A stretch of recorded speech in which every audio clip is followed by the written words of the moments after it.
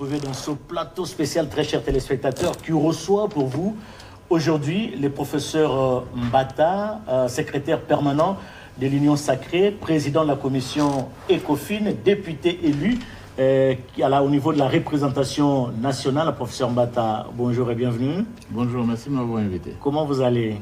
Je me porte bien, j'espère qu'il en est même pour vous. Oui, Dieu fait grâce. Nous commençons d'abord par cette importante rencontre organisée par le Parti communiste chinois qui a regroupé beaucoup par le monde, mais vous y étiez pour représenter l'Union Sacrée. De quoi était-il question? Bon, il faut dire que c'était une rencontre très importante. Il s'agissait d'une réunion ministérielle et sur le dialogue des civilisations organisée par le gouvernement chinois. Et quand on parle du gouvernement chinois, vous devez vous référer d'abord au Parti communiste chinois. Et c'est là aussi que j'ai appris que la Chine, lorsqu'on parle de la Chine, ce n'est pas uniquement le Parti communiste chinois. Il y a encore d'autres partis. Il y a d'autres partis politiques en Chine. C'est que beaucoup de gens ne savent pas. Mais qui sont absorbés par le Parti communiste. Il n'y a aucun parti dans l'opposition. Il y a des principes fondamentaux. C'est une situation comme la nôtre. Quand vous êtes agressé, vous faites face à une agression étrangère, il ne peut pas y avoir d'opposition. Il n'y a pas de gauche, il n'y a pas de droite. Tout le monde à l'unisson, on combat l'adversaire. Voilà ce que j'ai appris là-bas. Donc c'était une réunion importante sur le dialogue des civilisations. Et le thème était bien choisi par le gouvernement chinois. J'ai compris qu'il répondait en fait. Les Chinois, en organisant le dialogue sur ce thème, ils répondaient un peu à un livre d'un grand politologue américain, c'est Huntington. Huntington qui a écrit il y a quelques années, je crois à la fin du siècle dernier, Huntington a écrit un livre sur The Clash of Civilizations. Traduction? Le clash des civilisations, le choc des civilisations. Ok. Mais ici, les Chinois parlent du dialogue. Dialogue des civilisations, les civilisations, des idées importantes étaient mises lors de cette conférence. D'abord que chaque peuple a une civilisation et chaque civilisation est digne de respect. On doit respecter la civilisation de chaque peuple. Et on l'a vu en Chine. Je crois que la Chine, la civilisation chinoise est aussi vieille que la nôtre. Mais j'ai pu le dire du haut, à partir de la réunion de Beijing, que la civilisation africaine était même plus âgée. Elle était plus ancienne que la civilisation chinoise. Vous aviez pris la parole? J'avais pris la parole, évidemment. J'ai représenté, vous l'avez dit, l'Union Sacrée de la Nation, la plateforme qui comprend tous les partis et regroupements politiques qui soutiennent son Excellence Félix-Antoine Tshisekedi Tshilombo, président de la République, chef de l'État, qui est également la haute autorité politique de l'Union Sacrée de la Nation. Donc j'étais là pour représenter cette plateforme et également pour prendre la parole sur ce thème-là bien précis. Parce que vous savez, nous avons beaucoup souffert. Nous sommes considérés comme habitants des terres sur lesquelles il n'y avait pas de civilisation. Vous vous rappelez un peu l'histoire? On croyait que les Noirs que nous sommes, les Noirs n'avaient pas de civilisation, les Noirs n'avaient même pas de Dieu. Il y en a même dans l'histoire, dans la philosophie, qui s'est posé des questions. Mais est-ce que c'est noir? Est-ce que Dieu peut mettre une âme éternelle dans le manteau, sous le manteau d'un corps noir? Donc nous, on nous a dénié la civilisation. C'était une aberration. Mais c'était totalement une aberration. Nous, on nous a dénié la civilisation. On nous a colonisés. La colonisation a contribué. C'est pour que nous avons également été l'objet du commerce d'esclavage, du commerce d'esclaves, parce que nous considérons comme des choses, c'est-à-dire des personnes qui n'avaient pas de civilisation. Au niveau de la traite négrière. La traite négrière, il y a eu également la christianisation. Parce que quand ils sont venus, ils sont allés, ils croyaient que nous n'avons pas de Dieu. Et c'est là qu'il faut penser à des images importantes de notre histoire, comme les Simon Kimbangu, qui émergent dans les années 1930 et autres, pour dire, écoutez, Dieu est noir, nous sommes créés à l'image de Dieu et tout ça. Donc, bref, c'était un peu de tout cela. Et venant de l'Afrique, c'était important de dire aux Chinois que même si leur civilisation était ancienne, mais la nôtre était encore plus ancienne, parce que vous vous rappelez les thèses du professeur Cheikh Anta Diop, l'un de nos historiens bien connus, actuellement entré dans l'éternité.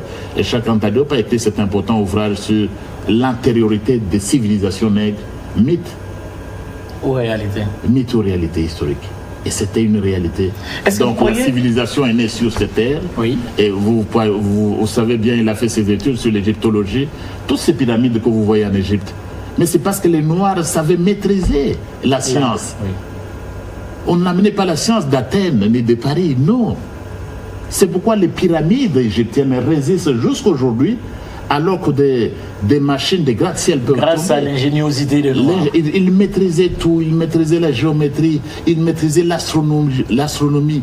Et même, et je l'ai souvent dit, mais on devait changer même certains manuels des enseignements dans nos pays. Continuer à enseigner par exemple, voilà le théorème de Pythagore. Le théorème de Pythagore ou ses formules, la forme pi égale 3,14. Mais bon sang, ce ne sont pas les Occidentaux qui ont inventé. Ce sont les Noirs. Les Noirs ont été à la base. Donc, ne continuez pas à nous enseigner des choses qu'elle a inventées. Il faut refaire, il faut réécrire l'histoire, oui, ça c'est vrai. Non. Il n'y a pas eu de miracle grec dont on parle même en philosophie. Le miracle était d'abord africain, n'était pas des nègres. Et même aller plus loin, je l'ai dit effectivement à Beijing, que l'université de Tombouctou par exemple, au XIIIe siècle. Mais lorsque l'université de Oxford n'existait pas, lorsqu'on ne pouvait pas parler des Panthéon-Sorbonne, lorsqu'on ne pouvait pas parler de Louvain, on ne pouvait pas parler de Harvard University, mais l'université de Tombouctou dominait. Nous sommes au cœur de la civilisation. Est-ce que vous croyez que votre message était entendu? Très, très bien entendu. Suivi d'un tonnerre d'applaudissements. Je crois que les images peuvent le montrer. On va le voir. On va montrer ça. Et là, nous sommes au même diapason que les Chinois. Chez nous, on a voulu tout nous faire perdre. On a voulu faire table rase. Et nous avons accepté ça. Mais les Chinois, eux, ont gardé leur civilisation. Et ils sont fiers. Chez nous, c'est quand tu parles français, on se sent à l'aise. Il faut imiter l'homme blanc pour être. Il faut marcher comme le blanc. Il faut l'imiter. Non. Les Chinois sont restés ce qu'ils sont. C'est pourquoi ils réalisent le miracle, même sur le plan technologique. La Chine actuellement n'a rien à vivre. Non, vous êtes pour le recours à l'authenticité en son temps. Mais nous avons un président de la République de ce pays. Nous avons une civilisation, malheureusement, on doit apprendre ça à nos élèves, à nos étudiants. Que nous ne sommes pas, nos ancêtres ne sont pas les Gaulois. Non. Comme on chantait, nos ancêtres ne sont pas les Gaulois. Donc la civilisation est née de... Quand vous êtes le berceau de l'humanité, mais la civilisation est produite par l'homme. Quand vous êtes berceau de l'humanité, vous êtes également berceau de la civilisation. Et Paul Valéry, l'un des leurs, avait raison d'écrire au début du XXe siècle. Il se plaignait en fait, Paul Valéry, des civilisations. Nous autres civilisations, nous savons maintenant que nous sommes mortels. Les civilisations sont effectivement mortelles. Elles se meurent. Elles se meurent. Elles disparaissent. Elles disparaissent. Elles atteignent l'apogée et la nôtre. Si nous avions, lorsque l'Antiquité, lorsqu'on parle de l'Égypte pharaonique, non, mais là encore, M. Diocté, il y a beaucoup de choses à faire. Mais vous savez quand même dans la Bible, dans l'Évangile, lorsque le Seigneur Jésus-Christ, pour nous autres les chrétiens, mais lorsque l'enfant s'est réfugié en Égypte, c'était pourquoi? Mais c'est parce que l'Égypte représentait l'Europe pour laquelle il y a des gens qui fuient pour aller à l'Europe. Et l'Égypte se trouve en Afrique. Mais l'Égypte se trouve en Afrique. Et pourquoi Dieu, le Dieu vivant, le créateur de toutes choses, son fils, il l'envoie où? Il l'envoie pas à Paris pour apprendre. L'enfant va être réfugié en Égypte parce qu'il doit apprendre. C'est là qu'il connaissait la philosophie. Les Moïse que vous êtes, je crois que vous êtes aussi chrétien. Est-ce que c'est pas trop tard de développer cette thèse aujourd'hui pour plusieurs années après? Ce n'est pas tard parce que les civilisations sont mortelles. Vous venez de le dire. Oui. Ils peuvent rajeunir. Et maintenant, il faut que nous puissions nous remettre debout. Et ça, c'est quelque chose de très important. Nous ne sommes pas dans la barbarie.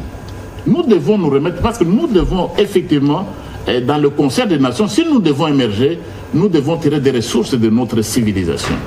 Et là encore, je me rappelle bien d'un livre de notre historien, le Burkinabé, l'un des grands en tout cas.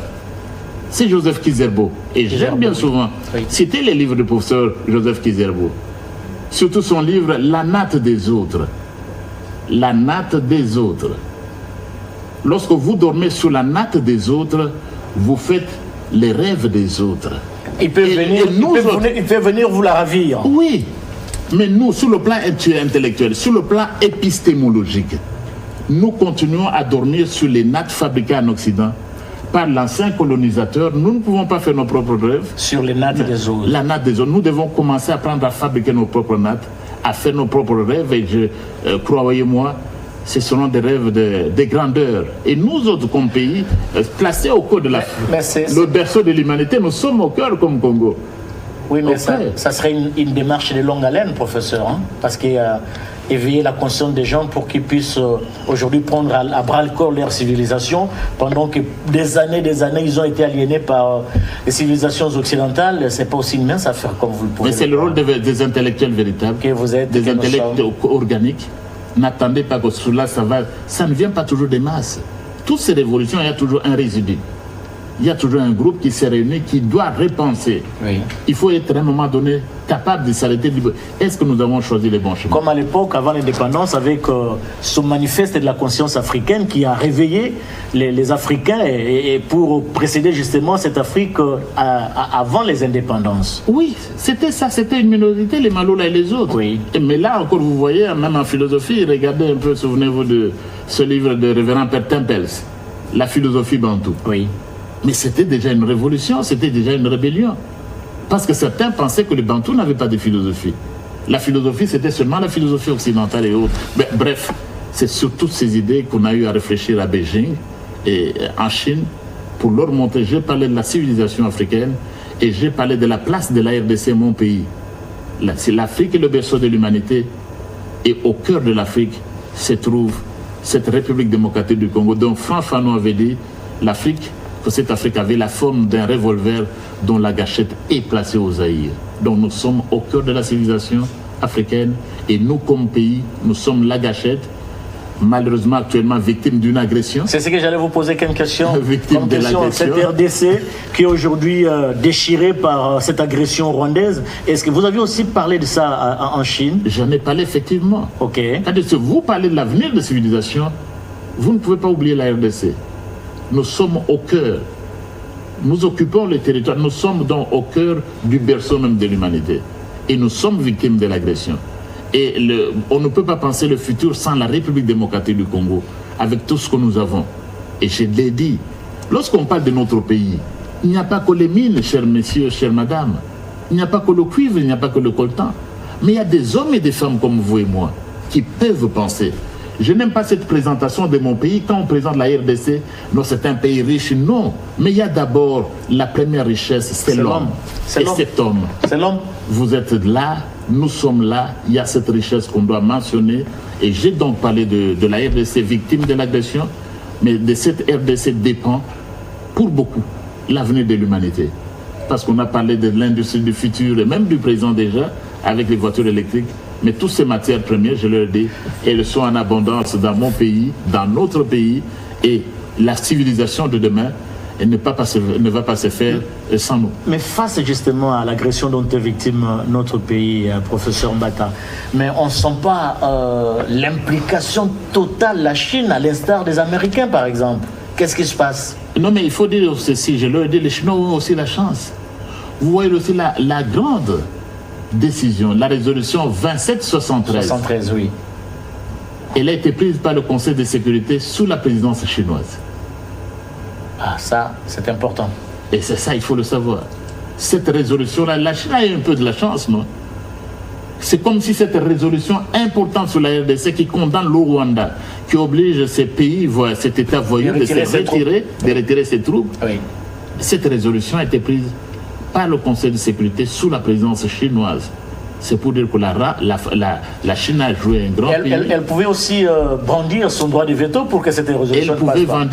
Tout comme d'autres pouvaient brandir. Oui. Donc, mais il fallait négocier avec les autres. Okay. Donc la Chine a joué un grand rôle. Vous savez, la Chine est membre de BRICS. Oui.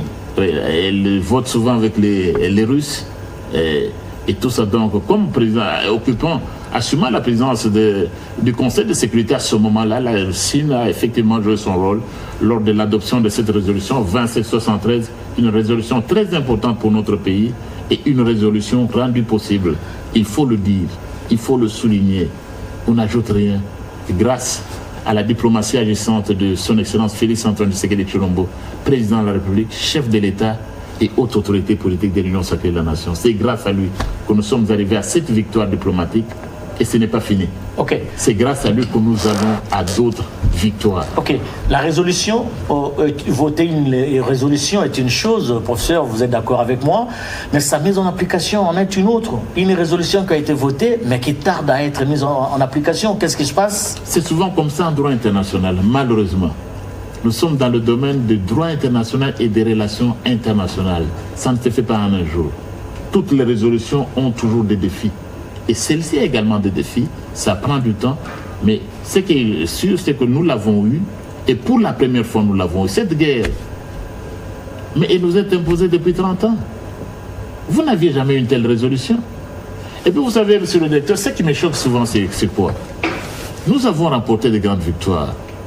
Mais beaucoup de compatriotes font un peu de saut de mouton sur le plan intellectuel. C'est-à-dire quoi? C'est pas grave ce que vous dites?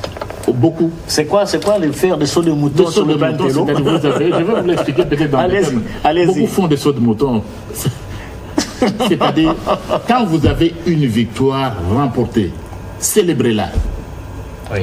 Avant de passer. Il faut prendre ça à bras le corps. À bras le corps. Oui. Et puis nous allons voir demain. Mais les Congolais... Ce qui ne semble pas en être le cas ici. Hein? Certains de nos combats, ce n'est pas le cas. Alors qu'on est en train de voter la résolution que nous n'avions jamais eue. Une résolution historique. Alors qu'on est en train de la voter, mais c'est quoi ça? Et qu'est-ce qui va arriver demain? Non. Célébrons d'abord ce qui est là-bas. Ça, c'est le mal congolais. C'est ça, c'est le saut de mouton, intellectuellement. Ah. Mais contentez-vous d'abord de ce que nous avons. Cette grande victoire. Oui. Je le vois souvent comme professeur des universités. J'ai continué à enseigner. Oui. Bon, ça ne fait pas de mal. Pas de dire, je suis toujours professeur extraordinaire, c'est pas fini. Je suis ordinaire à le dire, okay. Ça ne fait pas de mal. Mais vous voyez parfois, certains de nos étudiants, les sauts de mouton. Tu es encore à l'introduction, j'ai assez le cours de droit constitutionnel, les notions élémentaires. Tu vas trouver un étudiant qui te pose la question, mais prof, que pensez-vous de la révision ou des changements de la Constitution? Mais c'est le dernier chapitre de mon cours. Saut de mouton. C'est la dernière section. Il y a 5 chapitres avant d'en arriver là. Allons pas à pas. Lorsque nous allons arriver sur ce point-là, vous allez poser la question. Saut de mouton. Dans le cas précis, nous devons féliciter son Excellence, Monsieur le Président de la République, le gouvernement, pour ce qui a été obtenu. Nous sommes les premiers à savoir que ce n'est pas la fin du monde. Nous sommes les premiers à savoir que ce n'est pas la fin de la guerre. Nous-mêmes, le gouvernement, l'Union sacrée de la nation, la haute autorité politique, en signant ces accords, nous sommes les premiers à savoir que notre combat n'est pas terminé. Nous sommes les premiers. Il y a encore un chemin à faire. Nous n'avons pas besoin qu'on nous le dise. Quand l'application, l'adoption de la résolution, sa mise en œuvre, il y a du temps. Nous sommes les premiers. Notre président est le premier à savoir. Il n'a pas besoin d'un dialogue que vous venez le dire. Il n'a pas besoin, il est le premier à le savoir. Donc voilà un peu ce que c'est, on parlait de la Chine. Quand vous parlez de dialogue, là, vous faites allusion à quoi? Au format Senko? Et c'est où un dialogue? Parce que quand le président rencontre Martin Fayulu, quand il rencontre Mouzito, quand il rencontre les autres, mais c'est ça le dialogue aussi.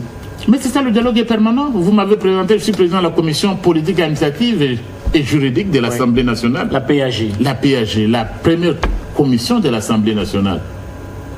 Mais j'ai l'opposition. J'ai ceux qui ne sont pas de l'opposition. Le dialogue est permanent. Mais pourquoi vous évitez le dialogue Made in Senko et CC? C'est pourquoi? Made in, est-ce qu'il y a un dialogue? Vous avez un pays où les églises ont fait ça? Nous nous opposons parce que le dialogue est permanent. Comme nous dialoguons, la Senko et les autres, l'émission n'est pas pour ça. Oui. Ils doivent commencer à dialoguer avec les autres églises. Comment vous allez dialoguer avec les politiciens pendant qu'entre vous, les églises, vous ne savez pas dialoguer? C'est l'hypocrisie, ça. Très bien. Dialoguer avec les autres, vous ne savez pas vous regarder avec vos propres... Même ce n'est même pas biblique, c'est l'hypocrisie. Et déjà, il faut aller même plus loin. Il faut aller plus loin, je ne veux pas. Si déjà dans vos diocèses, vous ne savez pas dialoguer avec vos prêtres, c'est avec les politiciens que vous allez dialoguer? Ah, il y a aussi des divergences à ce niveau. Non, mais comment ça? Je suis un ancien séminariste, j'en parle, j'ai des amis prêtres. Ok. J'ai des amis prêtres qui souffrent, dont la voix n'est même pas entendue, qui vous disent des messes tous les jours ici. Et regardez leurs conditions, on ne les écoute même pas. Ils sont étouffés? Non, il ne peut pas être entendu. Et vous ne pouvez pas les entendre, vous là-bas, et vous allez organiser un dialogue pour les politiciens. Non, mais déjà, dans tous les cas, l'émission d'aujourd'hui, le chef de l'État, le dialogue est permanent. Oui. Le président de la République l'a démontré. Il a reçu M. Martin Fayulu, il a reçu l'ancien Premier ministre Muzito, il a reçu plusieurs autres personnalités. Oui, tout le dialogue pour nous est permanent. Nous n'avons pas besoin qu'on nous vienne nous dire le dialogue. Nous dialoguons en permanence. Et d'ailleurs aussi, il y aura un gouvernement demain, ou après-demain, ou dans les heures qui vont suivre. Mais nous avions déjà un gouvernement. L'ancien ministre de la Justice, il n'était pas de l'Union sacrée. L'ancien ministre d'État à la Justice n'était pas de l'Union sacrée. Candidat président de la République. Et il était candidat président de la République. Ministre d'État à la Justice, un ministère très important de souveraineté. Il n'a pas été confié à un membre de l'Union sacrée, dont je suis le secrétaire permanent. Lui était de l'opposition déjà, donc le président Félix Tshisekedi n'a pas besoin de ces coups de sifflet là, le dialogue, non. Le dialogue, c'est en fait dans sa philosophie, dans sa façon de faire la politique. Il a toujours dialogué. Mais ça dépend de ce que vous entendez par dialogue. Mais parce que vous parlez de Constant Moutamba, professeur Mbata, même si ce n'est pas l'ordre du jour, il y a une certaine opinion qui pense que Constant Moutamba semble être un peu, je vais dire quoi, négligé, on l'a tourné les dos et quelque chose de ce genre. Il n'est pas soutenu par les membres du gouvernement. Non, comment, moi, je ne suis pas membre du gouvernement, je suis membre de l'Union sacrée, secrétaire permanent de l'Union sacrée nationale. Non, mais il est soutenu. C'est-à-dire quoi? Nous avons le président Félix Tshisekedi. Félix Antoine Tshisekedi a été élu sur un agenda, l'état de droit. L'ancien ministre Constant Moutamba ne vous a pas dit qu'il est négligé, il ne vous a pas dit. C'est quelle opinion ça? Lui-même, quand il est allé remettre sa démission au président de la République, il a remercié, il est soutenu. Mais il faut laisser la justice faire son travail. Nous avons accepté les règles du jeu, c'est-à-dire nous avons un état de droit, la justice est là, jusqu'à ce moment, il est présumé innocent. Il doit se défendre, c'est ça les règles de principe. Il n'est pas négligé, lui comme d'autres. Vous ne lui avez pas tourné les dos? Comment tourner le dos? On ne peut pas tourner le dos à un Congolais. Ce régime ne peut pas tourner le dos à un Congolais. Il faut laisser la justice faire son travail. La justice doit faire son travail et la justice est rendue au nom du peuple. On revient sur le dialogue de civilisation. On a fini? Oui, on a fini ce chapitre, à moins que vous ayez un petit mot à ajouter avant d'aborder. Un mot à ajouter, c'est sur la civilisation. Nous avons une civilisation. Et nous devons être nous-mêmes. Nous ne pouvons pas être des copiers, des marionnettes de l'Occident. Des copier-coller. Des copier-coller. Et même nous autres intellectuels, nous devons savoir produire nous-mêmes. Nous ne devons pas être des copistes de l'Occident. C'est ainsi que les Chinois ont évolué. C'est ainsi que les Japonais ont évolué, parce qu'ils n'ont pas voulu être copiés. Et ils ont souffert. Évidemment, il y a des choses, oui. Ils ont souffert. Nous devons réfléchir, nous devons créer nos propres nattes. Et quelque chose de très important que j'ai remarqué en Chine, c'est quoi? Allez-y. Le Parti communiste chinois est soutenu par plusieurs organisations de scientifiques. L'Académie chinoise des sciences sociales, donc des universitaires qui travaillent pour le Parti communiste chinois dans le domaine de l'agriculture. Il n'y a pas que les ordres, comme on voit chez nous, l'ordre des médecins, l'ordre de ceci, chacun a une revue. Pour réfléchir là-dessus, les intellectuels, et même dans le domaine des médias. Les médias, ce n'est pas seulement ce qui nous est livré, non? Il y a des instituts des médias. La recherche est vraiment très avancée. Et la recherche, actuellement, ne se fait pas seulement que dans les universités. C'est sorcier de le faire ici? C'est sorcier? Non, ce n'est pas sorcier. Mais vous devez le faire, nous devons le faire. Le monde journalistique, comment nos journaux, comment ça évolue, la presse chez nous. Ce n'est pas seulement ce qui se passe sur les réseaux sociaux. Mais les réflexions intellectuelles, ça s'est fait, je l'ai vu, plusieurs sociétés savantes organisées en Chine. Il faut des groupes de réflexion. Au service de la civilisation chinoise. Pour anticiper les choses. Pour anticiper. Nous également, nous en avons besoin. Donc j'en profite pour remercier le gouvernement chinois pour l'accueil qui nous a été réservé. Ce n'est pas moi-même. En fait, il me recevait comme secrétaire permanent, donc au nom du chef de l'État, de la haute autorité politique, son Excellence Félix Antoine Tshisekedi Tshilombo. Je félicite, je remercie le gouvernement chinois et toutes ces organisations qui ont pu me recevoir pendant mon séjour en Chine, à marge de ce dialogue ministériel des civilisations. L'accord, je veux dire quoi, la déclaration de principe a été signée entre la partie gouvernementale et la FCM 23. Vous croyez à la sincérité de cette déclaration avant bien sûr de signer l'accord proprement dit entre les deux parties? Je voulais déjà dire pour l'accord de paix entre la RDC et le Rwanda. Le président Félix Tshisekedi est le premier à savoir que ce n'est pas le bout du tunnel. Que nous devons commencer à continuer à travailler. Que ce n'est pas en signant avec l'encre que la paix doit tomber. La paix revienne un jour. Notre président est le premier à le savoir. Il n'a pas besoin qu'on le lui dise. Donc on n'a pas besoin de la paix. Mais est-ce que vous croyez que c'est la fin? Est-ce que la paix c'est demain? Nous sommes les premiers comme gouvernement, comme majorité au pouvoir, à le savoir que notre lutte continue. La lutte continue. Et on ne va pas se reposer tant que notre population n'est pas arrivée à cette paix-là.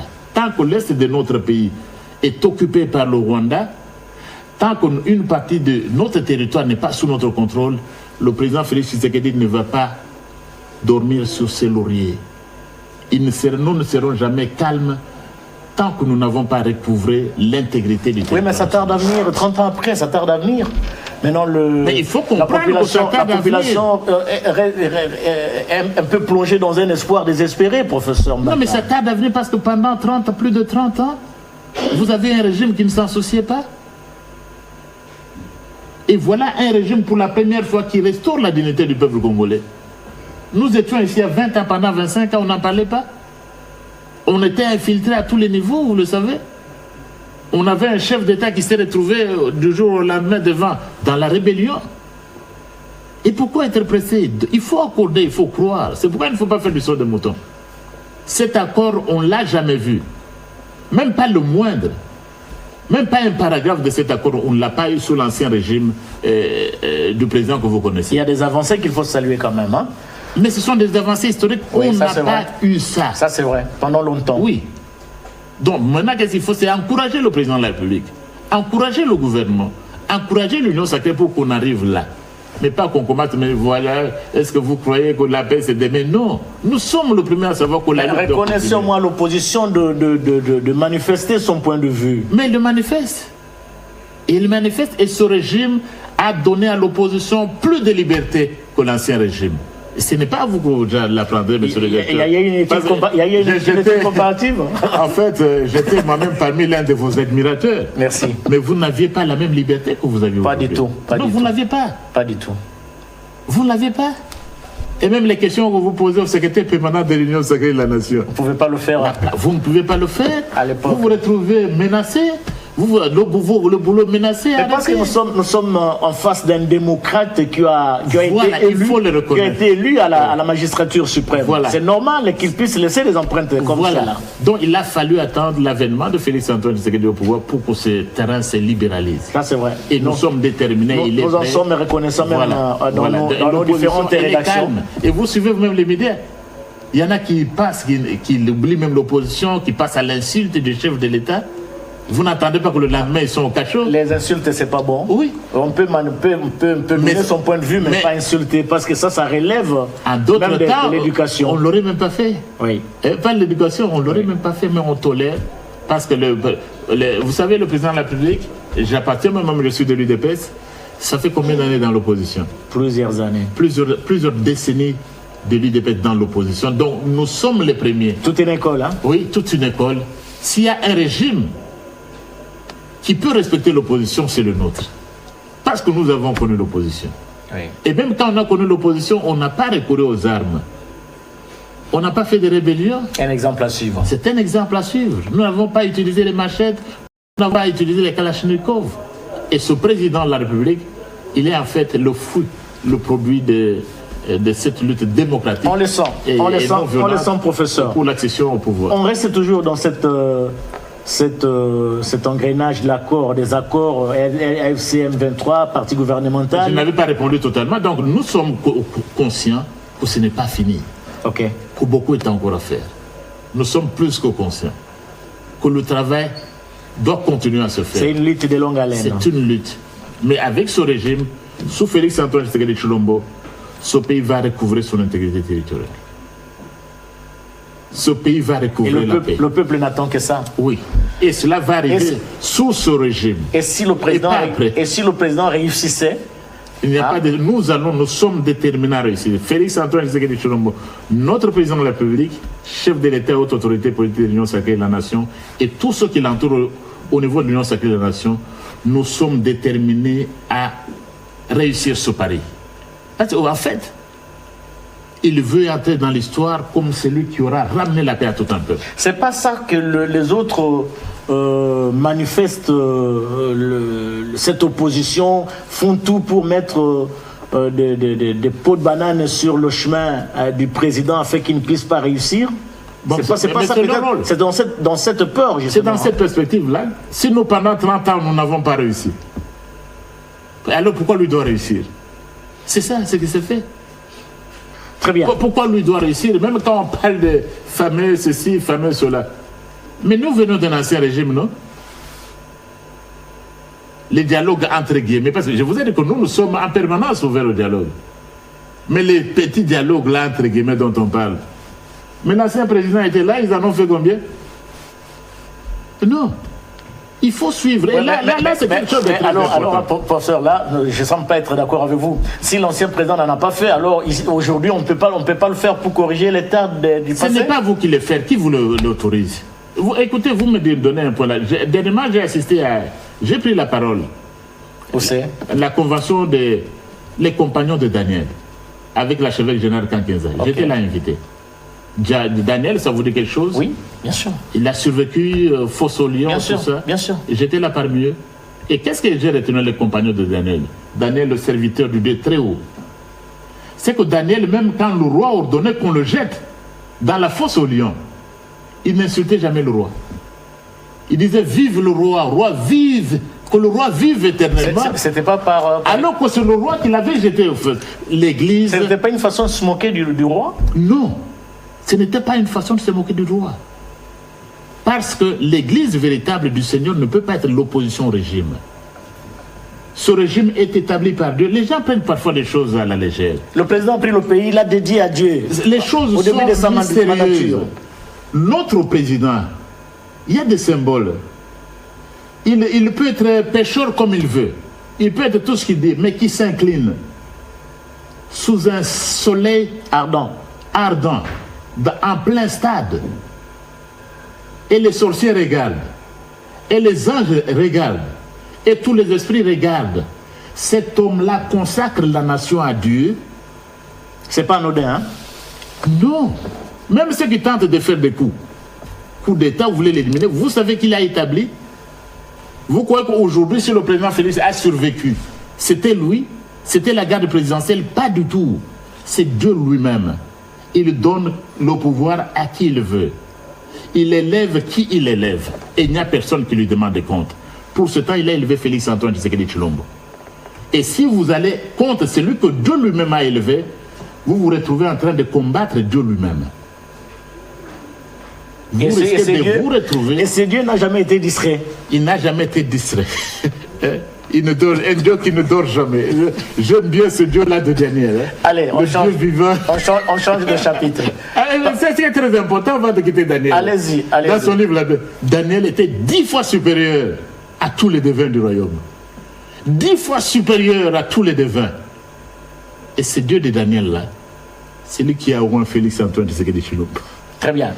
Alors, les Congolais patientent, ou ils sont impatients de l'accord qui sera signé entre les États-Unis et la République démocratique du Congo sur l'exploitation des richesses minières. Mais il y a aussi une certaine opinion, professeur Mbata, qui pense que cet accord sera une occasion pour brader les richesses congolaises au bénéfice des Américains. Écoutez, nous avons conduit, nous, Union sacrée, la marche pour soutenir l'accord de Washington. Parce que c'est important pour nous. Vous savez, et c'est une question même à laquelle je vais répondre en Chine. On ne va pas brader. Qu'est-ce qu'on va brader? Et le président l'a dit à plusieurs reprises. Je vais vous donner un cas précis. Allez-y. 30 ans. Vous avez là le coltan, à la frontière du Rwanda. Pendant 30 ans, la plus grosse mine de coltan au monde est là-bas. L'un des députés en était le propriétaire, il est actuellement en prison. Vous connaissez son nom? Oui, on ne cite pas son nom ici. On ne cite pas son nom. Très bien. Pendant 30 ans, nous n'avons pas eu un seul franc. De ce coltan. De ce coltan, pendant 30 ans, il va au Rwanda. Il est presque à la frontière. Si nous donnons ce coltan aux Américains, qui vont l'exploiter chez nous, nous aurons des ressources dans notre budget. Les Congolais auront du travail. Ça va créer des emplois. On parle de quoi? Et puis s'ils sont à la frontière, le Rwanda n'osera même plus sauter parce que ce sont les États-Unis là-bas. Qu'est-ce que nous ne gagnons pas? Non, je crois qu'il y a une façon de faire l'opposition. Nous autres, vous savez, je suis professeur des universités, je l'aime bien. Quand vous ne savez pas faire l'opposition, faites autre chose. Quand je ne fais pas la politique, j'enseigne comme professeur des universités. On fait quoi? Vous avez un emploi. On devient commerçant? Mais faites autre chose. Comme quoi? Mais comment? Qu'est-ce qu'on ne peut pas faire? Vous pouvez créer votre entreprise. Est-ce que c'est tout le monde qui doit faire la politique? Il y a des gens qui veulent mourir dans le... Vous allez parler du gouvernement. Vous avez déjà vu le cabinet de Trump? Hein? De Trump, quand il réunit son cabinet. Il y a combien de gens? Le cabinet, vous l'avez déjà vu, non? Autour de la colle, Trump qui réunit le cabinet, il demande qu'on entonne une prière. Oui. Comptez autour de la table, il y a combien de ministres?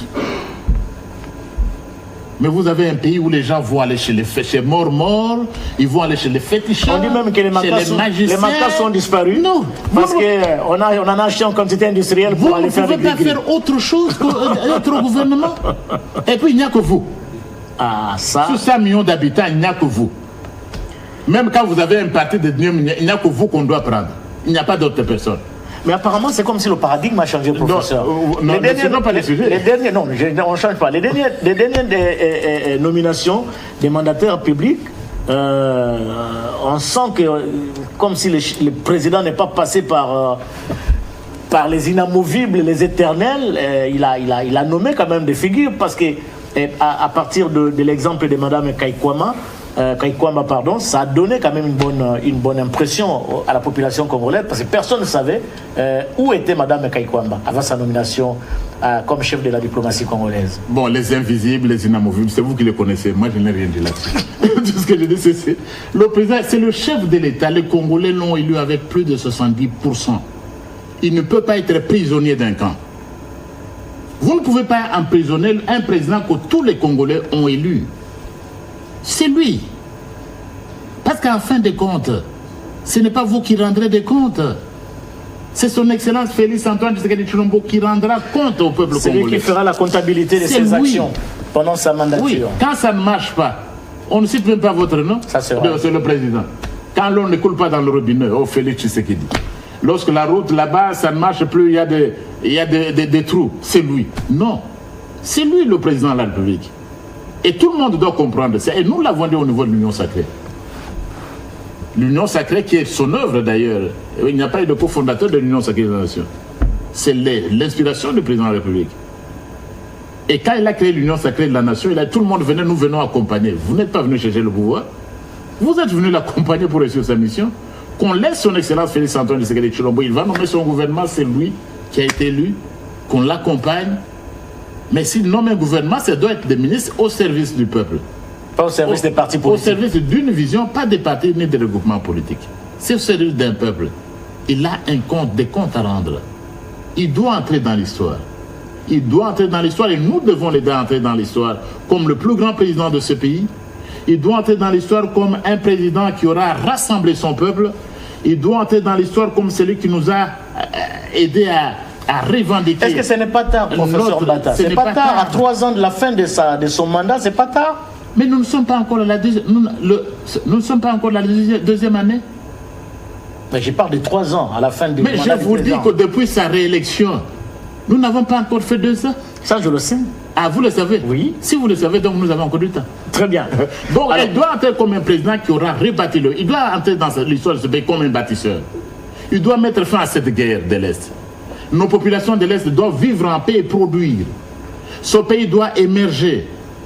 le Congolais doit se sentir mieux et il doit être également respecté dans le monde. Nous terminons cette émission, professeur Mbata. Ça va si vite. Oui, ça va si vite parce que quand on parle de bonnes choses, hein, ça va aussi si vite. Vous avez pleinement raison. Vous étiez aussi au sommet des parlementaires francophones. La RDC, c'est le deuxième, si pas le premier pays francophone du monde, après le Canada. Peut-être que je me trompe. Ça doit être dans ce sens-là. Nous sommes le plus grand. Le plus grand. Ah, c'est le Canada qui vient après nous.